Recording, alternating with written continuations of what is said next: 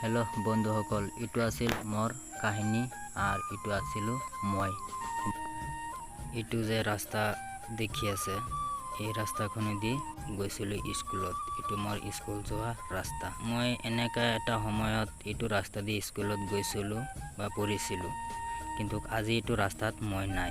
কিয় মানে মই ডিমাপুৰ আছিলো, এতিয়া মই ডিমাপুৰ নাই, এতিয়া বৰ্তমান মই আসামত আছো।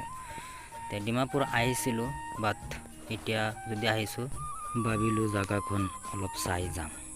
কিয় মানে এইটো মোৰ জন্মস্থান জাগা। এইটো যে ঘৰ দেখি আছে সেই ঘৰখন আছিল আমাৰ।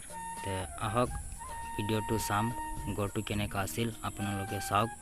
মই এটা সময়ত কেনেকা ল'ৰা আছিলো আৰু এতিয়া কেনেকা হৈছো। এইটো আছিল এটা ৰুম, এই ৰুমত আছিল মোৰ ভাই, আৰু এইটো এটা ৰুম আছিল, এইটো বন্ধ হৈ গৈছে। এইটো হ'ল মোৰ ৰুম, আৰু এই ৰুমত মই আছিলো। और इफाले आरो এটা দেখাম, इटू जे बांगा बर्तमान चाय আছে আপোনালোকে, এই ঘৰখনত আছিল গৰু। इटू হল আমাৰ ইমলি গাছ, বহুত ধুনীয়া আছিল।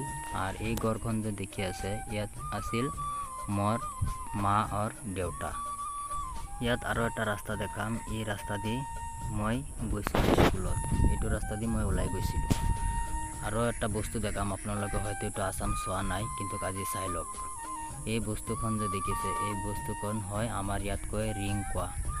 আপোনালোকে চাই লওক বস্তুটো কেনেকা আছে আৰু কেনেকা আছিল, বহুত ধুনীয়া। কিন্তু এইটো চাওক, ইমান তলত আছে পানী না, ইমান বহুত তলত আছে, কিন্তু 110 ফিট তলত আছে পানীটো। বলক এতিয়া দেখাম খেতি। এইটো যে দেখিছে এইটো আছিল আমাৰ খেতি। এই খেতিখনত কৰিছিলো ধান। চাওক খেতিখন কেনেকা ধুনীয়া আছিল। খেতি চেতি দেখিলো। এতিয়া মই যে ভিডিঅ' বনাইছো, মোৰ কাহিনীটো যে কৈছো, এতিয়া মই কোন হয় মোকতো চোৱা নাই। এতিয়া বলক। হেল্ল' বন্ধুসকল, ইটো আছিল মোৰ কাহিনী আৰু ইটো আছিলো মই। আপোনালোকে হয়তো এতিয়া চাইছে, তো চাই থাকিব আশা কৰোঁ। আপোনালোকে যদি ছাপোৰ্ট নকৰে কোনে কৰিব? আপোনালোকে যদি সহায় কৰে তেন্তে মই অলপ আগবাঢ়ি যাম। So' please support me always. Thank U.